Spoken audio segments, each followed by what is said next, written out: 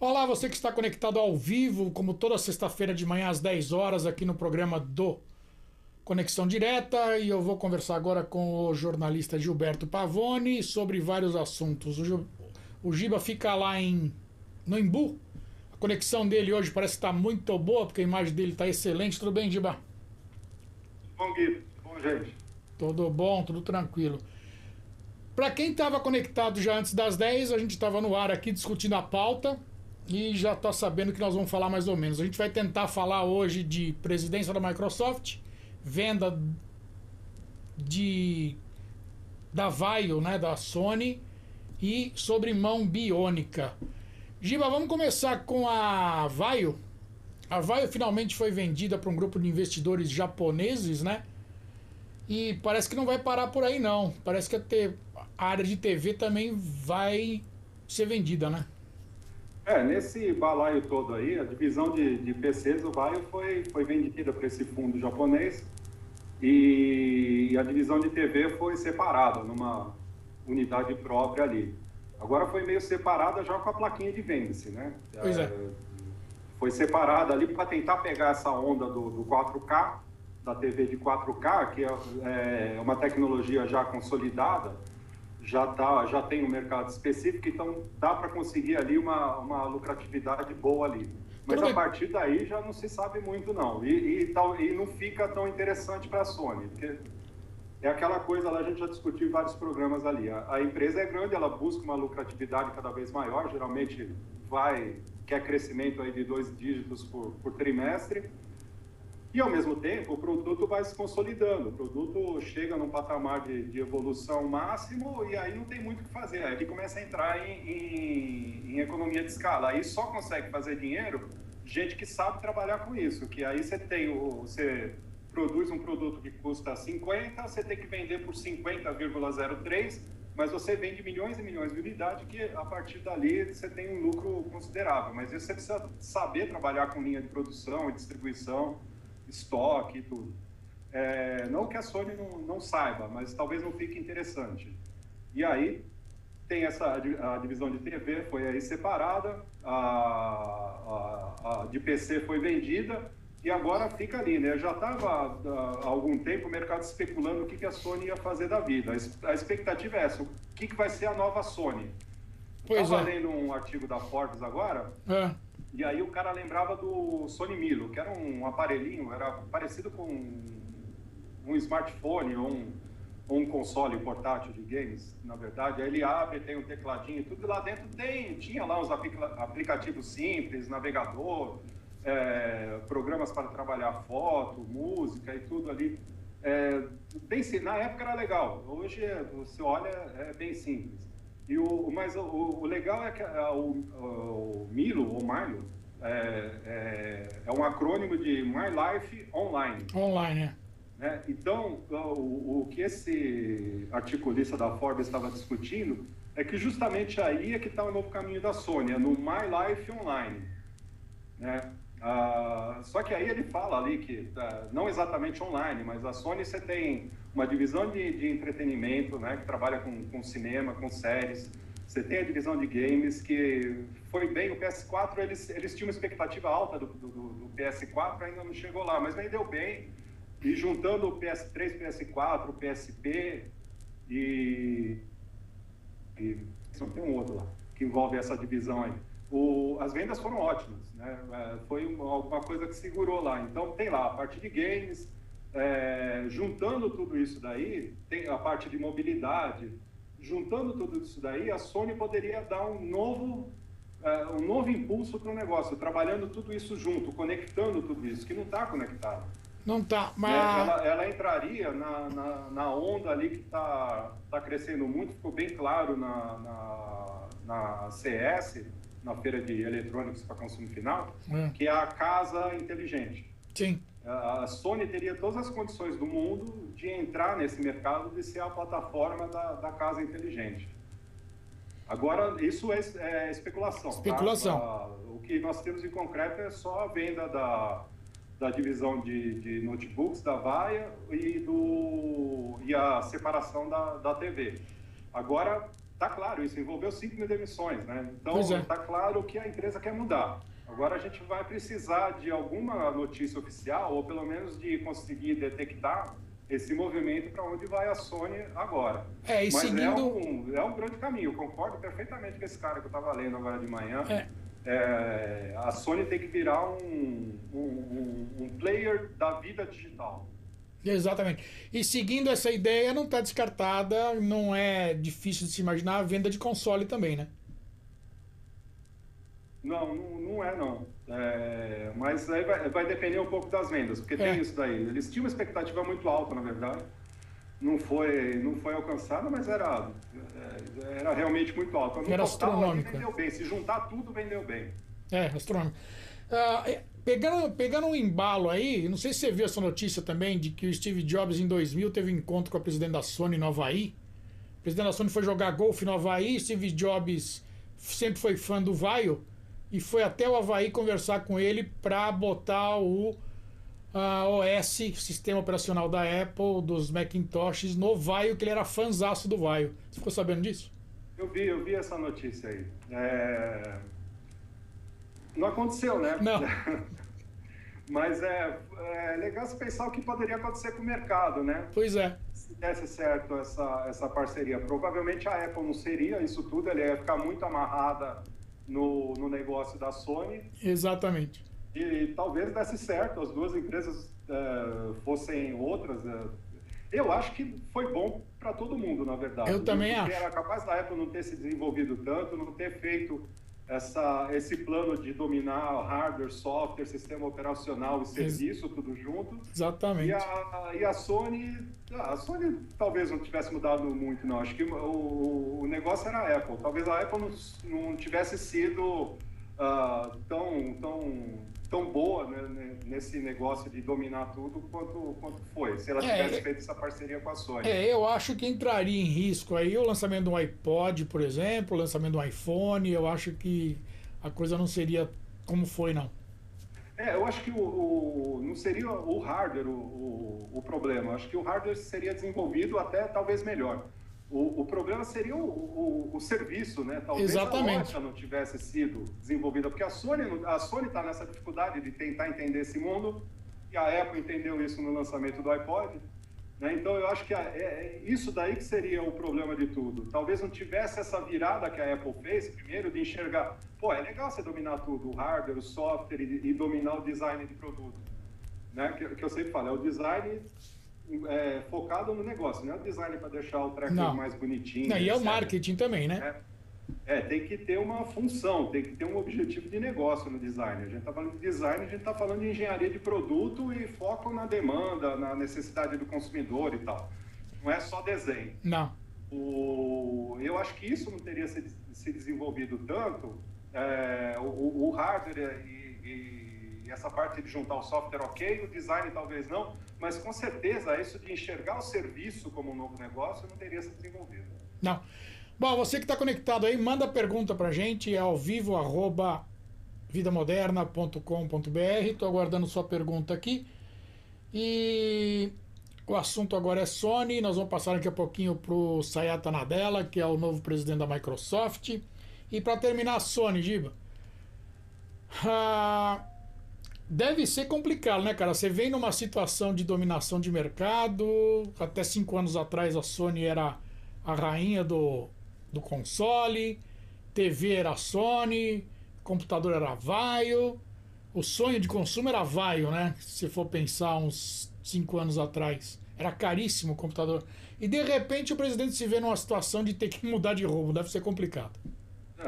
Sonho de mercado mais ou menos, né? Vamos lá separar. Eu lembro de uma briga que eu arrumei uma vez num evento lá cheio de blogueiro por causa de um Sony Vaio lá.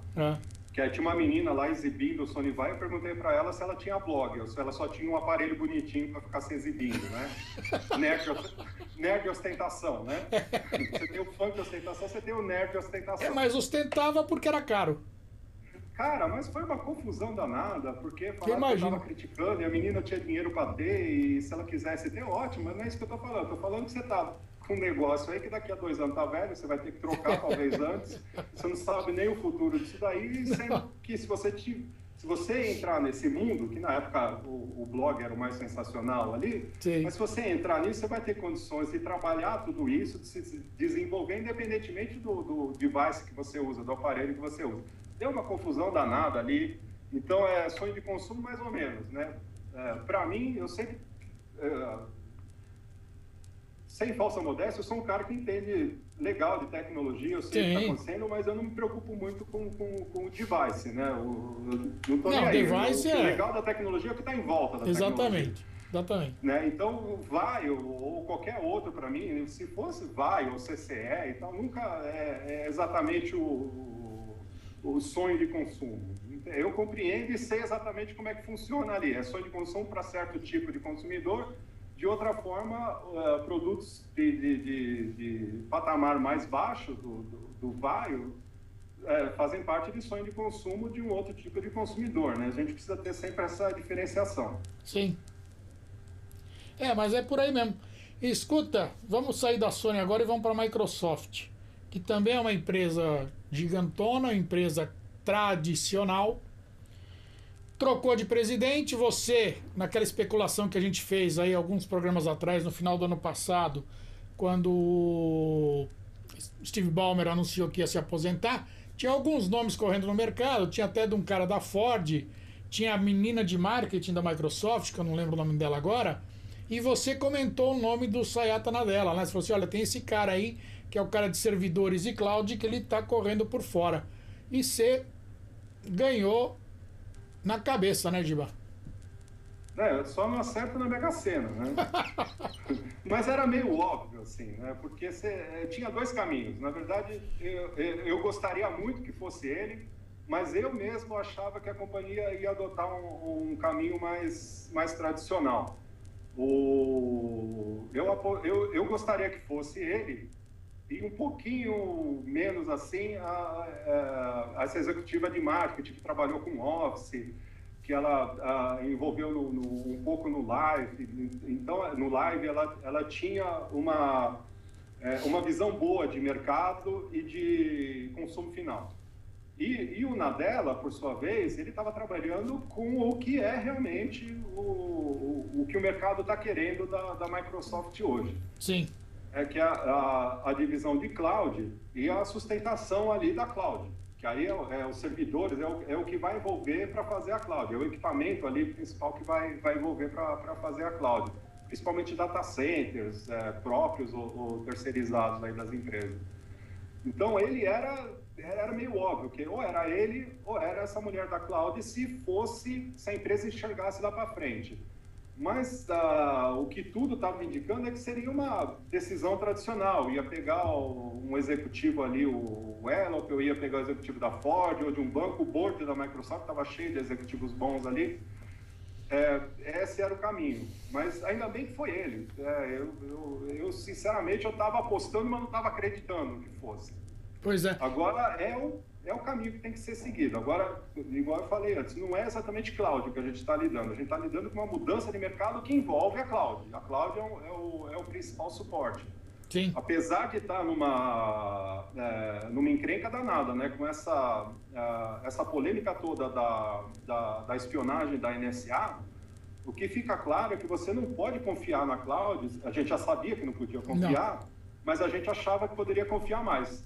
Se você tem espionagem de um governo de uma forma tão fácil que o governo chega e fala para as empresas, você, por favor, abre essa porta aqui que eu quero espionar todo mundo, e as empresas vão lá e abrem, na boa, sem discutir, e não comunicam isso para o consumidor, todo o conceito de negócio da cloud está meio ali numa sinuca, né? Precisa resolver isso urgentemente.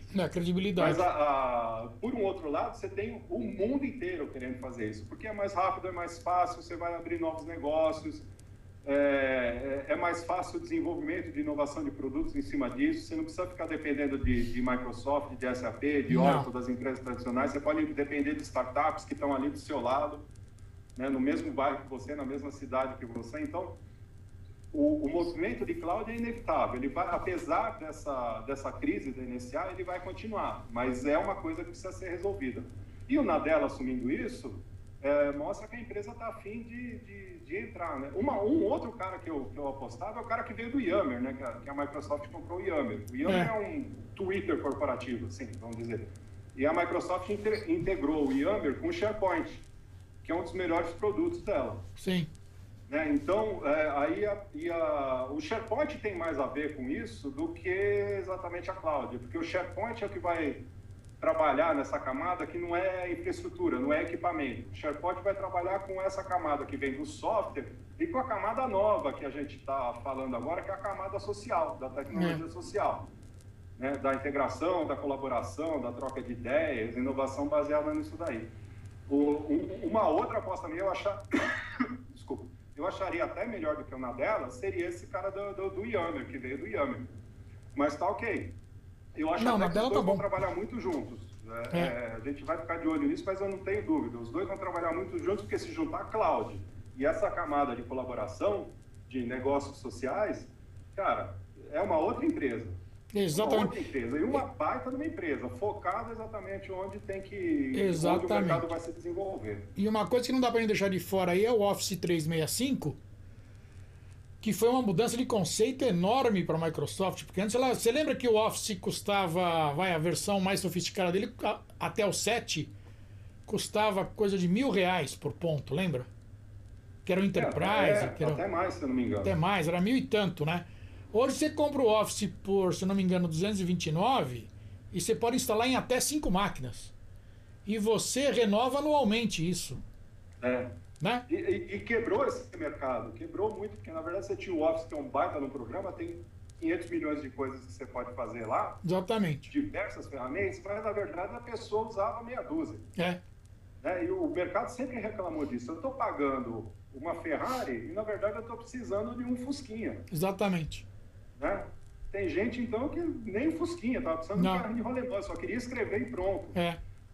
E aí, com o desenvolvimento de outros produtos, ou mesmo o surgimento das mídias sociais, você tinha condição de escrever. Você escreveu uma coisa para divulgar, que seria o post, e assim você usa o Facebook hoje. Né? Várias pessoas usam aí o Google Docs ou outros programas ali que é só para escrever, mandar e pronto. Né? E muito mais fácil. E o 365 é bastante colaborativo também, né? Quer dizer, você tem até apps para Android e para iOS em que você pode ver um arquivo teu se você estiver longe da tua máquina e precisa de um arquivo, por exemplo, você baixa no app. Porque na verdade esse conceito de colaboração, ele existe há alguns anos, até antes de surgir isso de cloud, de big data e tal, de social business e tal. A colaboração era um negócio que já tinha sido visualizado há muito tempo, quase que junto ali com o surgimento da internet, nem a internet comercial em si. Antes até da bolha, o pessoal já estava falando em colaboração. E a Microsoft foi aos poucos fazendo isso daí. Eu acho até que faria mais se não fosse o Ballmer o executivo principal. Porque ele é meio roda presa, né?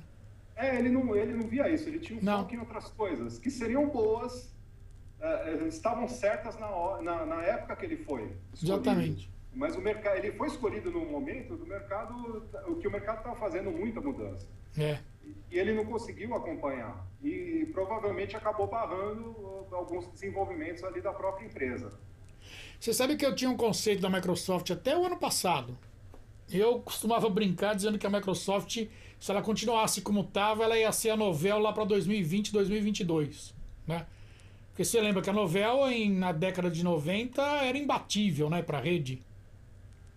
Porque ela pegou também uma mudança que era além da tecnologia, era fora da tecnologia. Exatamente. Era o downsize, mas não é o downsize de sair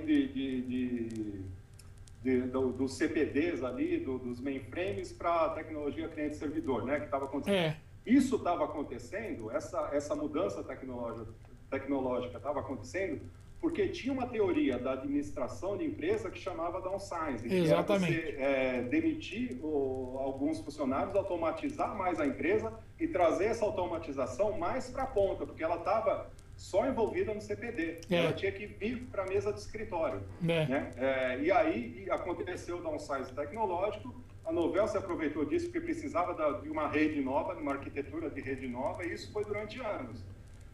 Novamente, acabou esse movimento que é fora da tecnologia, já estava sendo sinalizado. A Novell não percebeu? Dançou. Tchau, Então eu brincava disso. Agora, com as movimentações basicamente do último trimestre da Microsoft do ano passado e agora com a eleição do Nadella para presidente, eu começo a mudar minha opinião, cara. Eu acho que ela acertou o rumo. É uma boa expectativa, né? Você tem É, confiança que ela escolheu certo e esse cara está olhando para o caminho certo. exatamente. Agora vai depender da força que ele tem, né? Porque uma coisa é você escolher o cara certo, outra coisa é esse cara conseguir gerenciar a mudança de comportamento, de cultura da empresa, que é complicadíssimo. Muito Isso é complicado. mais fácil com gente que não enxerga o caminho, mas sabe lidar com isso, e aí ela passa esse direcionamento para outro, do que um cara que enxerga o caminho e não sabe lidar com mudança. Exatamente. Então, ele vai ter que gerenciar, isso é o mais complicado. E ele ter apoio de investidores e dos consumidores, ok, eu acho que eles sabem que é isso, os consumidores querem isso, eu acho que não vai ter problema. O principal ali é o mercado, né? O mercado financeiro, que é uma desgraça, né? O mercado financeiro, ele compra ações, ele quer que a empresa tenha lucro ali, ele quer lucro a todo custo. trimestre e tal. Ele vai ter que lidar com isso. Essa pressão dos acionistas, do mercado financeiro, do noticiário financeiro e tal, porque se der um trimestre ali meio balançado, vão pau em cima do cara, ele tá ferrado. E eu li um rodapé aí que o Bill Gates está querendo voltar também com tudo, cara. Não como presidente, não como presidente não como chairman, mas como se fosse um consultor na própria Microsoft. É uma nota de rodapé que eu li. Tá? Não é nada. Não foi uma notícia isolada, não. Foi no meio de uma notícia, eu li isso numa publicação americana que eu não me lembro o nome agora. Tá? Vamos ver, porque não deixa de ser interessante. O Bill Gates não teve lá sua importância durante o desenvolvimento desse mercado tecnológico, mas depois que ele deixou de ser o presidente da Microsoft, ele entrou no terceiro setor. E ele é um dos principais caras desse terceiro setor. O que o Bill Gates está fazendo aí pelo mundo contra a malária, impressionante, desenvolvendo sistemas de saúde para países pobres, para regiões pobres, não é nem país, às vezes a região envolve mais de um país ali, principalmente na África. Pô, sensacional. E ele pensa, e é muito importante, porque vou novamente fora da tecnologia. A gente viveu aí, os últimos anos, dependendo do crescimento dos BRICS, né? Isso. Brasil, Rússia, Índia e China. Foi muito bem até certo ponto. Todos erraram no desenvolvimento de infraestrutura.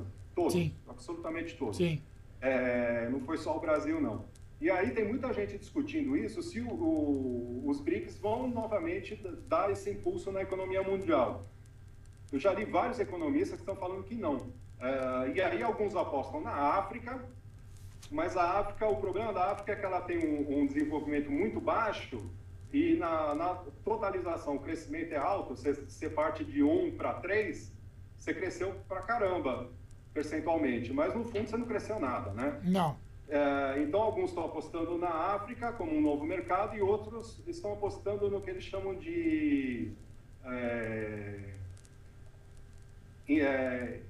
Indo-Ásia, que é a Índia e alguns países da Ásia que estão se desenvolvendo ali. Filipinas, Coreia, alguma parte ali, Turquia um pouco também, eles estão apostando nesse novo mercado. Por outro lado, já tem um povo falando que não tem mais que enxergar país, você tem que enxergar cidades. A gente tem 20 megacidades pelo mundo, esse número deve aumentar muito. E aí esse mercado de megacidades, e o Brasil está envolvido nisso com São Paulo, é uma das megacidades aí. Na América do Sul, na América Latina, tem só São Paulo e Cidade do México. Sim. Se eu não me engano. Uma expectativa seria Buenos Aires, mas não tem muita gente apostando nisso, não. Eles apostam mais em Bogotá se tornar uma megacity do que Buenos Aires. Sim. E aí teria tudo isso daí, teria uma nova cidade. Então você tem a África, você tem a Índia com outros países da Ásia e você tem esse envolvimento de cidades. O Bill Gates está envolvido pelo menos nisso da África e da Ásia, da Indo-Ásia. Então ele é um cara interessante para ter no board, porque ele pode não ter aquela visão fantástica de tecnologia, atual de tecnologia que se necessita, mas ele tem um contato direto com o mercado que está crescendo. Então pode ser interessante, sim. Entendi. Pode ser mesmo. Vamos partir agora para a gente finalizar aqui para mão biônica. E mão biônica não é novidade nenhuma. Mão biônica já existe faz alguns anos já, né? Mas a grande novidade é o seguinte: tá sendo testada uma mão biônica com tato. Tá? E qual é que é a importância do tato na história? A mão biônica tradicional não tem tato, então quem usa a mão biônica e dá a pressão não consegue medir o quanto de pressão tem que dar para cada elemento que ela está tocando, né? Então se ela vai pegar um ovo, por exemplo, ela quebra o ovo. Se ele vai apertar a mão de alguém, ele pode quebrar a mão dessa pessoa, né? E agora está sendo testada em uma pessoa, eu vou pegar o nome dele aqui já, uma mão biônica com tato. Isso vai revolucionar totalmente as próteses biônicas, né? Você leu alguma coisa sobre isso, Giba? Eu vi essa semana e na verdade é um assunto que eu acompanho há muito tempo. Tem todo um mercado que a gente chama de prosthetics, que envolve isso, que são a mão e perna para se colocar nas pessoas que perderam tudo. Só que isso virou um mercado ciborgue, na verdade. O que a gente está falando é do conceito de ciborgue. Essa mão que tem acessibilidade é um baita de um avanço, mas na verdade já tem algum tempo o desenvolvimento disso daí já vem há alguns anos. Hoje você tem mão, você tem perna, você tem braço inteiro, olho e alguns implantes ali que tem um professor de Yale, se eu não me engano, ele tem um chip dentro do braço que é exatamente para ele ser meio ciborgue, assim, ele vai entrando assim, a porta abre, o computador liga, ele consegue ver e-mail, ele consegue já se comunicar com um dispositivo ali que já monitora ali como é que ele está de pressão e tudo, um pouco da saúde e tal. O que a gente está falando, a mão é muito legal, mas o que a gente está falando é de ciborgue, viu? Ciborgue. Esse desenvolvimento da mão com sensibilidade é muito legal. Bárbaro. A mão é uma mão mesmo, né? Com os dedos e todo o movimento das falanges. Isso é bem interessante. Agora tem outro tipo de desenvolvimento aí. Tem um pessoal aí que eles estão fazendo uma prótese biônica que é o tentáculo de um polvo. Que é muito mais fácil de funcionar, fica esquisito, etc., mas ele é muito mais fácil do que você controlar todos esses movimentos da falange e a sensibilidade toda da mão. Se a pessoa tiver um trabalho simples, que não precisa desse movimento assim, né? De dedos, para fazer coisas sintonia fina, mais detalhadas, se for só pegar, levar e tal, o do polvo é muito melhor. Mesmo porque vai começar a conviver com ciborgues, cara. Acho que isso é o mais importante de tudo. Mesmo porque é invertebrado, e, na verdade, esse conceito chama humano aumentado. É uma expansão do que a gente conhece como ser humano. Igual realidade aumentada. Um humano melhor do que é hoje. Igual realidade aumentada. Igual realidade aumentada. Você vai ter coloquei isso numa reportagem uma vez lá, vai começar a ter complicações ali filosóficas e sociais ali. A primeira coisa a se discutir é isso. O que é afinal ser humano? O que é ser humano? Uma pessoa que tem metade máquina, tem um braço máquina eletrônico, cheio de sensores, com conexão, Wi-Fi e tal, essa pessoa é humano? Seu braço é ok, e quando for o olho? E quando for implante no cérebro? E quando ela usar um exoesqueleto inteiro, vai transformar ela no Homem de Ferro? Pois é. Mais ou menos, falando de uma forma grosseira. A gente vai ter esse tipo de discussão. E quando esse cara for trabalhar? Porque, na verdade, ele vai entrar no mercado de trabalho. Você tem hoje o pessoal que tem alguma dificuldade de locomoção e tudo, eles entram no mercado de trabalho porque a lei exige. A gente sabe que a empresa só faz isso porque a lei exige. E os funcionários que estão lá dentro, eles enxergam o cara como coitadinho, né? Agora, quando você tem uma pessoa que tem um braço ciborgue, uma perna ciborgue, um olho ciborgue, esse cara é melhor que você. Você não pode enxergar ele como coitadinho. O cara não tem uma perna, não tem duas pernas, não tem um braço, não tem um olho, mas o cara é melhor que você. Exatamente. Como é que vai se portar a empresa diante disso? Como é que o RH vai se comportar? Como é que vai se comportar o mercado de salários? Como é que vai se comportar o sindicato? Né? Vão ter greve para não contratar ciborgue? A gente vai ter briga na rua de ciborgue e humano? Mas afinal, o que é ser humano? Mas isso já foi mais ou menos abordado no Robocop, lembra? Por aí. Lembra o Robocop, o filme? Robocop, o Homem de 6 milhões de dólares. Sempre você tem aquela... É sempre legal isso daí, porque é muito raso, né? Cinema, seriado e tal, é muito raso, é tudo muito raso, mas tem ali as coisas. Você consegue enxergar ali. Eles colocam tudo, mas de uma forma muito rasa. Mas tem ali, você tem preconceito, você tem mercado de trabalho. Como é que vai se portar a sociedade? Você está falando de sociedade, um novo ser que vai estar na sua vida. Pois é, vai mudar tudo. Deixa eu só voltar na Sony um pouquinho aqui, que o Flávio Sartori mandou... Não é nem uma pergunta, é uma constatação dele. Ele falou assim que uma vez ele foi numa assistência técnica levar um produto qualquer e estava comentando lá com o atendente lá. Aí o atendente falou assim para ele, você tá vendo algum Sony aqui na assistência técnica? A próxima vez você muda de marca, compra um Sony. Não, sempre teve isso. Não só a Sony, como outras empresas também. A Apple também é meio assim.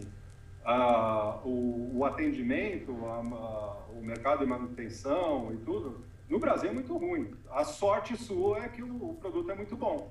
Exatamente. Né? Dificilmente tem problema. Mas se der, meu amigo, troca. As próprias assistências fazem isso. É mais fácil trocar, pedir um outro importado do que tentar consertar.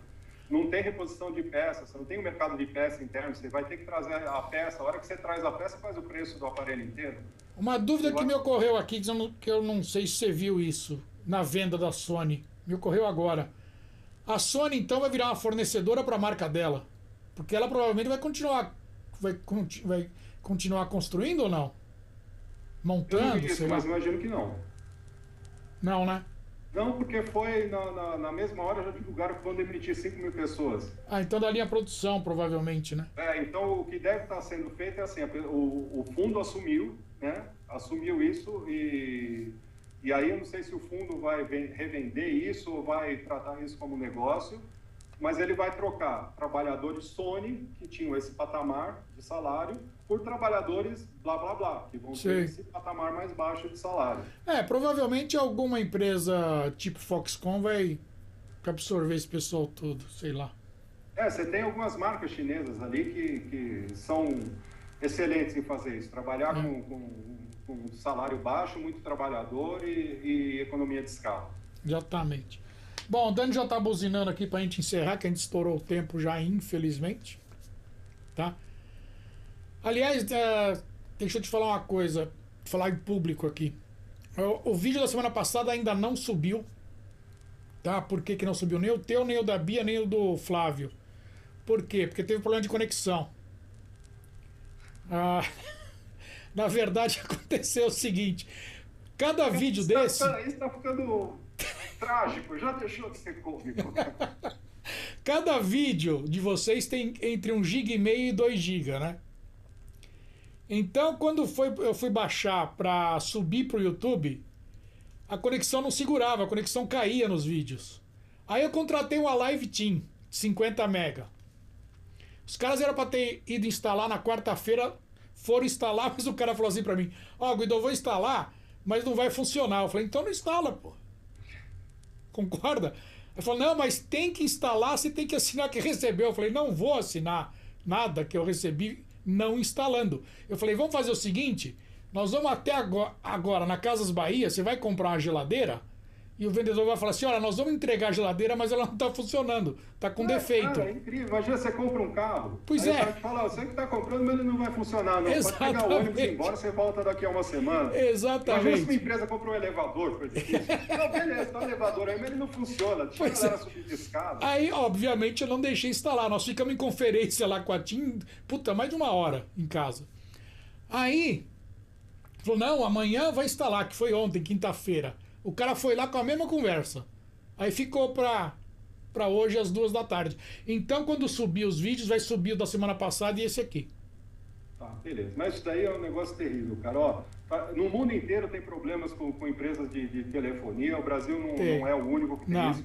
Mas, rapaz, isso no Brasil está complicadíssimo demais. Tá Ah, cara de pau. Está ficando terrível. Aí eu perguntei assim pra ele, mas tem gente que aceita isso? Você instala sem funcionar? Ele falou, tem, a maioria. E aí? É por isso que tem, né? É por isso que faz, né? Tá bom. Então é isso, Giba. Semana que vem a gente tá de volta, tá? Pauta não vai faltar. A gente, igual hoje, a gente decidiu a pauta 5 minutos antes de entrar no ar, porque assunto tem muito, né? Vamos esperar como é que vai ser a semana e a gente grava mais um, tá bom? Beleza. Falou, Guido. Obrigado, Falou, cara. Tchau. Um abraço. E você que está conectado aqui no Vida Moderna, continue por aqui. O endereço principal é www.vidamoderna.com.br. Passa lá no YouTube, inscreva-se para receber os vídeos em primeira mão. É youtube.com/canal Vida Moderna. Faça a mesma coisa no Facebook. Vai lá, curta a página para receber tudo em primeira mão também. É facebook.com/canal Vida Moderna. E o Twitter é o twitter.com/canal Vmoderna ou simplesmente @Vmoderna. Siga o canal e também saiba das últimas em primeira mão. Tchau!